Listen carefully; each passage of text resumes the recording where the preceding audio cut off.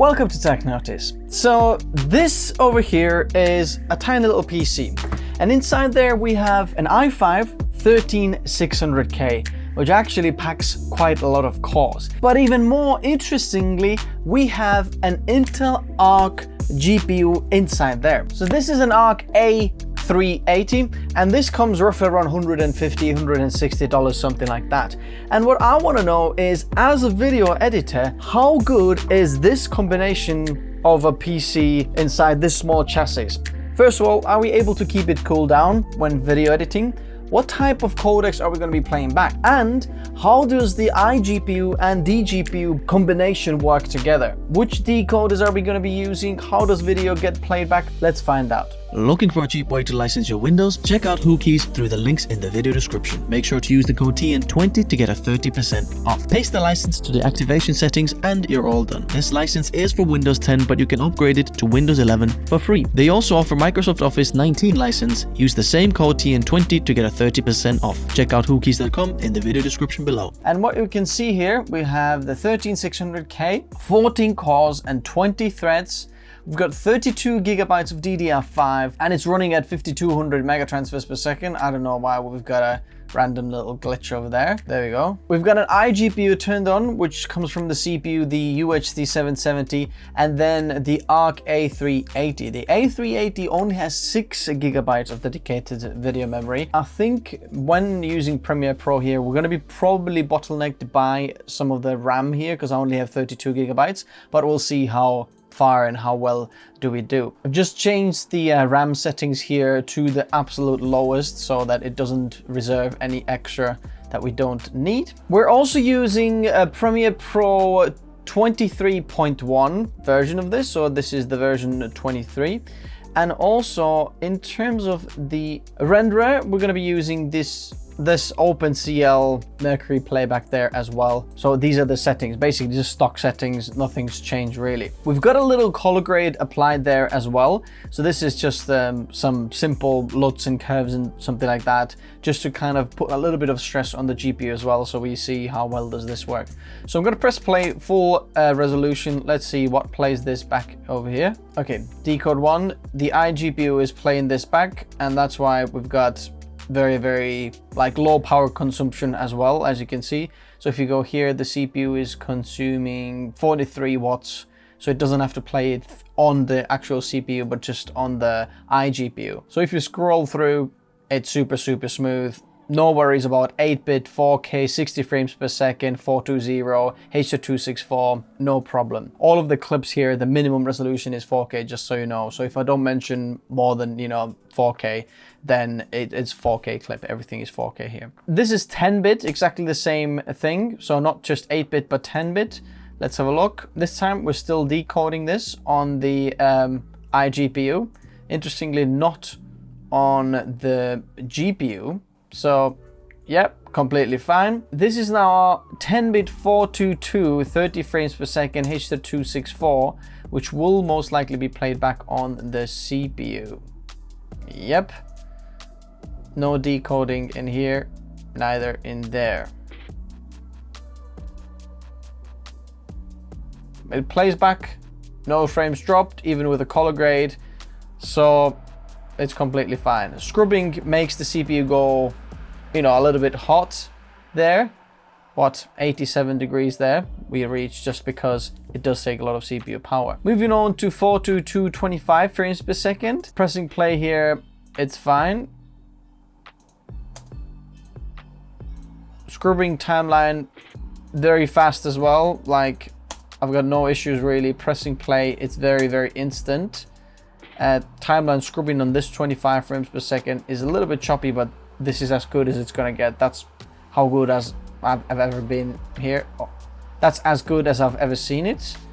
And then this second clip here is an SI or all intra clip from the Sony a7S III. So it's much more smoother. It's a little bit easier to play back. I think this should be played back on the CPU as well. Yeah, as you can see, there's nothing there now, but if I do scrub on this, it will be on the CPU. And if I press play, the playback will be actually on the CPU there. We're playing back there. Bear in mind, this is with the color grade on there as well. So I'm quite impressed actually. This is 422 60 frames per second H.264. So this should be on the CPU. Yep. As you can see, 40% about playback on the CPU. Oh, did we drop some frames? No, 3 frames, not a continuous drop, so that's all right. 60 frames per second.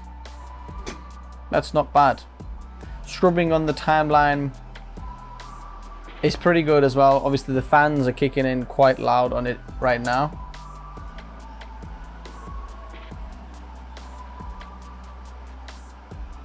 An occasional drop of frame comes in there. We've dropped 2 frames as you can see there, but this is full resolution.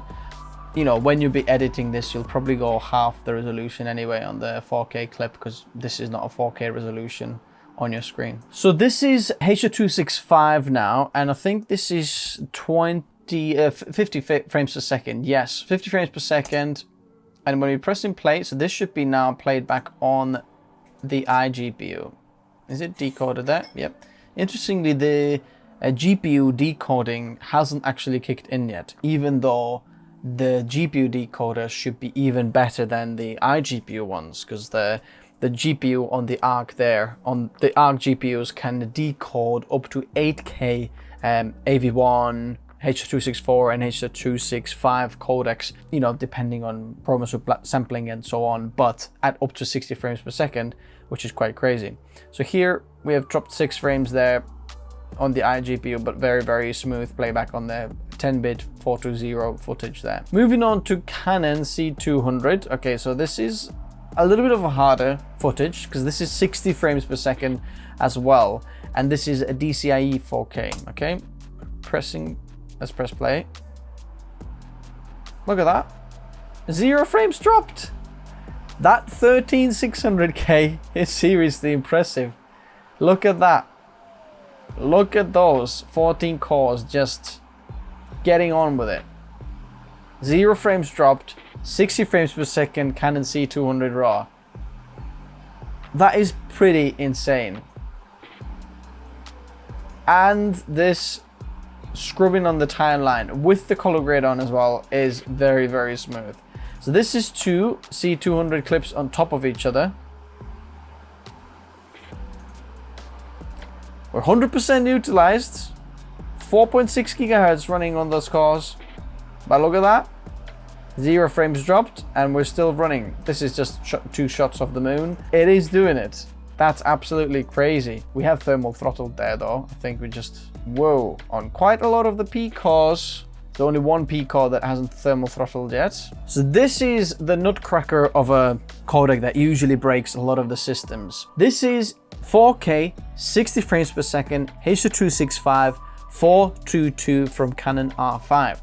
And usually when you play this back, you don't actually get any smooth playback at all. Okay, interestingly, when you start off, it kind of drops a few frames.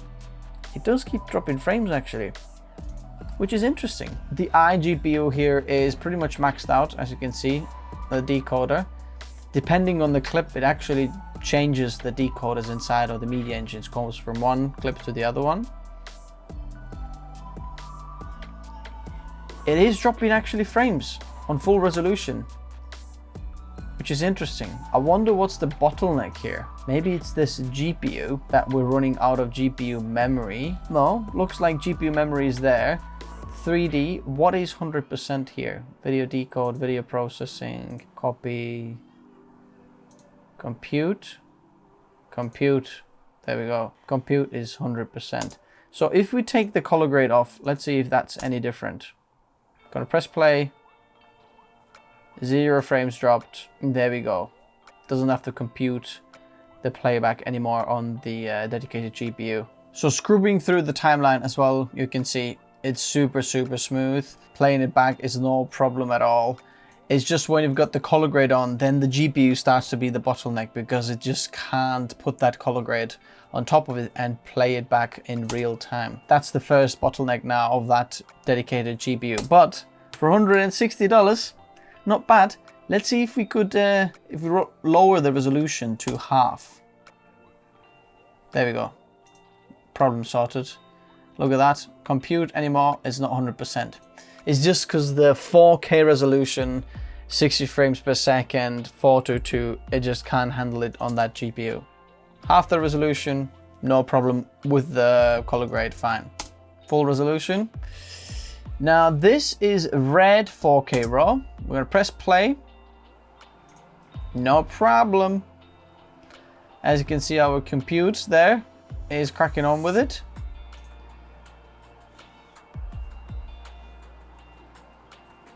No problem. Very, very smooth as well. This is like a combination of CPU and GPU playback on the red. Before we move to the higher resolutions, let's try this here. So this is 120 frames per second playback. So this is 8-bit, 420, 120 frames per second, H.264. Let's see what plays it back. Okay, it gets played back on the CPU and quite impressive playback actually. Yep, looks like we're only dropping 7 frames. As you get going, you drop a few frames, but then that's fine. Timeline is so-so, but all right. This is H.264 422 10-bit, which means that it's going to be massively on the CPU as well. So software playback, but only 8 frames we've dropped during this playback. This is H.265 420 10-bit, 120 frames per second. Let's press play and see if this is going to be interesting. It still chooses to use the iGPU decode rather than the dedicated GPU decode.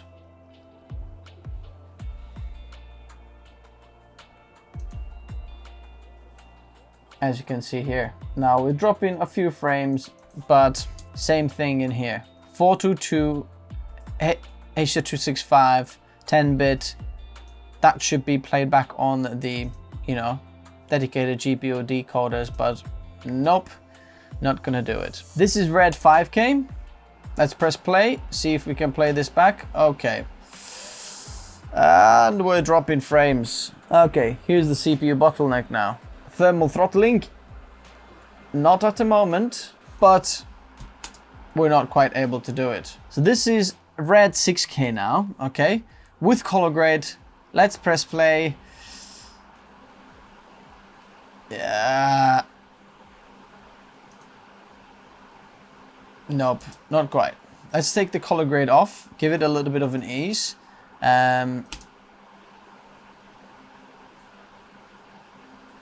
Okay, we're dropping quite a few frames there. Let's try this new footage that someone sent me.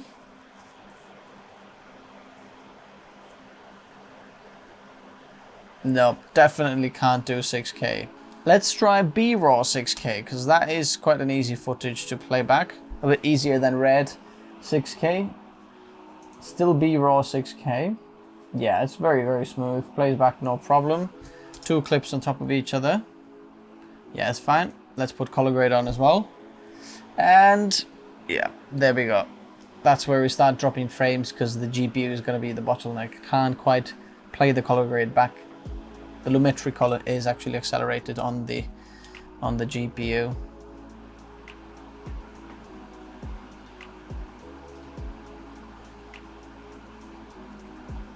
Yep. Okay, let's try 8K as well. So this is Canon R5 8K. Half the resolution. And we're still dropping frames. This time we're thermal throttling as well on most of the cores.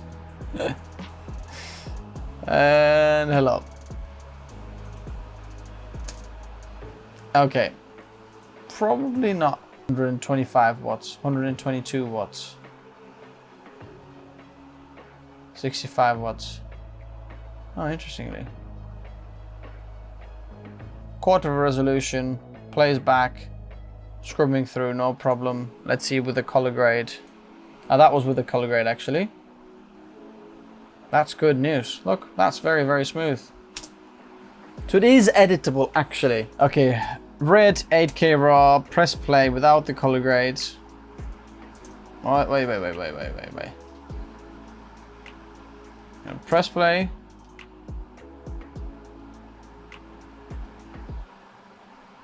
$140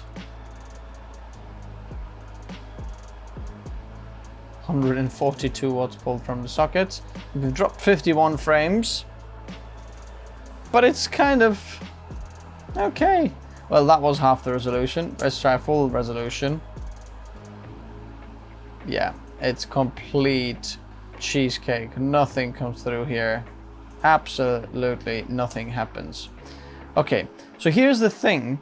The encoders chose the iGPU more of the time rather than the dGPU. And as you can see, our CPU was the bottleneck in quite a few of the things, because obviously with thermal throttling and only 6P cores here, the rest of them are E cores. They do stuff as well, but they don't run as fast. And when we're looking at our GPU here, Intel Arc, you can see that the total power we only pulled was 40 watts there. Okay, looks like we've got a graphics card update there as well. We're gonna update that, see if that is any different. I did check that actually before the video, so they might have just launched it during the video. I did run this Intel driver and support assistant just before I filmed this video, just to double check that we've got up-to-date drivers, but looks like we don't. So here's a GPU performance tuning as well, because the A380 can actually be like overclocked or whatever you call it. I'm going to put the GPU thermal limit first of all 95 degrees. It's completely fine. Max core power limit to 66 watts. Okay, performance boost 100%, and then in terms of millivolts, let's add extra 100 or something like that. On over voltage. Okay, let's apply systems settings on system reboot. Okay, performance boost 100, whatever that one performance boost mean. We're gonna add extra GPU power. Let's add extra. Let's put it all to flipping maximum. Let's see what happens. Okay, there we go, and let's restart. Looks like we've crashed the GPU.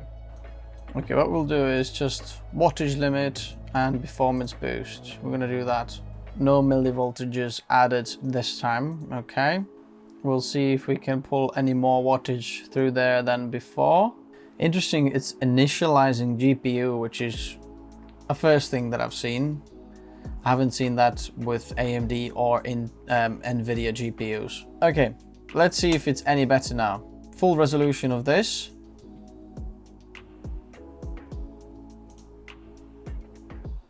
And would you look at that? A driver update can do miracles. Look at that. We're playing this back. It's the same system, nothing's changed. Would you look at that? Okay, we're dropping one frame there. Now, I'm not sure if this is because we've pushed the power limit a little bit higher, and maybe the GPU the clock speed can go higher through Intel Arc control or the driver update. Let's reset to defaults this, okay? And let's try this now. Look at that. That's the actual problem. So when you get the GPU, because look at the temperature of our CPU, like what, 66 degrees maximum, right? We've pulled 39 watts. It's completely fine. When I'm pressing play, okay, 0 frames drop right now.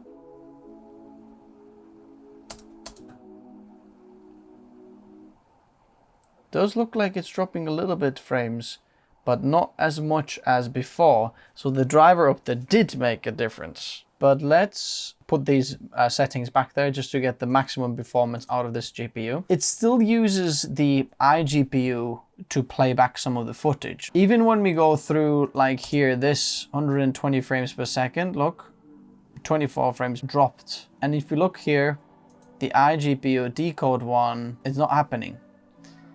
Here's the thing that I want to do. I'm going to go to BIOS and switch off the iGPU, okay? So it has to use the dedicated encoders or media engines inside the GPU. And let's see if these are any better.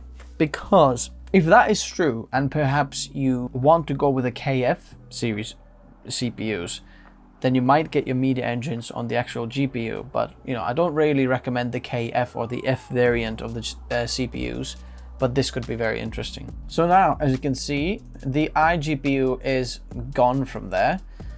Let me change this to decode 1 so we can see when it's playing back these things. Okay, straight away, here we are. Let's press play. Let's see what happens. This is better though. Only 7 frames dropped. Why it played back on the CPU, not on the dGPU? Now that's odd. Okay, nothing gets played back on there. Let's see this one here now. Look at that. So the actual media engines on the GPU aren't doing anything now. We're dropping absolutely loads of frames here, and flames as well, because the CPU is going so hot because it tries to play this back on software. So this is what would happen if you're, for example, on a Ryzen system and you're trying to play back this and you don't have Intel QuickSync. That's what's going to happen. But what I want to know is, like, is it going to play back anything here on the actual GPU? No, everything literally goes on the CPU. As you can see, the video it's not decoding anything. Okay, but interestingly here, if I go to, this is Japan AK by Armadas. And if you look at this, this is actually AV1 here. We're playing back AV1 codec here. So this is the codec, right? This is 8K, I'm playing back right here. Looks like it's DCIe. Is it DCIe? No, it's just normal. Okay, 8K, and then now we can see decoders doing something here, okay? We can see a little bit of this media engine inside the GPU actually playing this back. This is pretty cool. I don't know what these guys are doing, but flipping heck.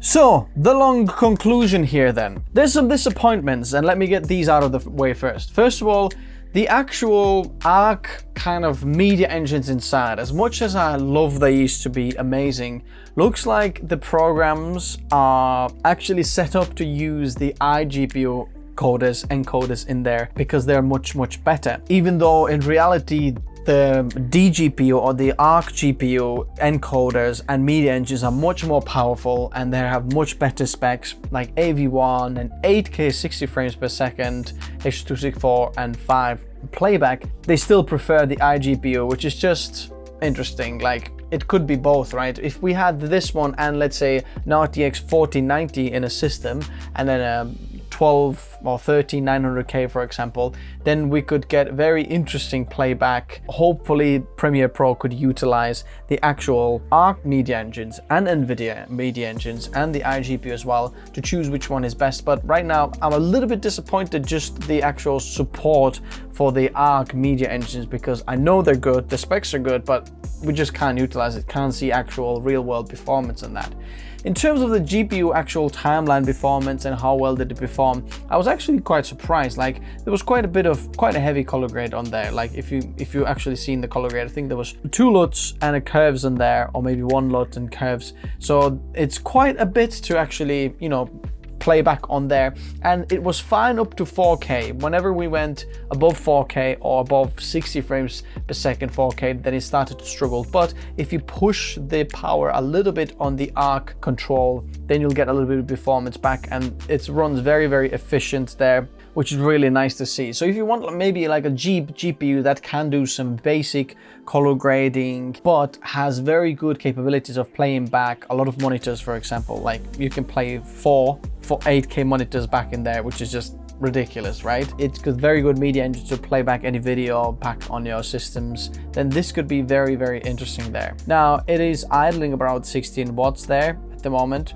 which is not bad for a chiplet design GPUs. But in terms of the 13600K combination, I was quite surprised how well this guy actually keeps up with it. So as long as you keep up to 4K and including 4K, and you don't go above 4K, like to 5K above, then you're completely fine editing your video, which is really nice to see. All sorts of mirrorless camera codecs, even C200, you saw no problem editing that back. H.265 because of the iGPU inside, absolutely amazing performance. Obviously, it would be nice to see how far this CPU can stretch itself if we had the likes of 3090 Ti or 40 series GPUs like a 4070 Ti, something like that. Maybe we should check that out. Let me know if you want to check this out. Comment in the comment section below. If you want to build yourself a creator PC, then check out the best bang for buck creator PC build guide in the description below, where I'm going to lay out the best parts for you to buy for your budget. Whatever budget you have, there's a video for you there. You can configure it. I'll explain it all in the video. Check it out in the description below. Likes and subs, and I'll see you next time. Bye bye.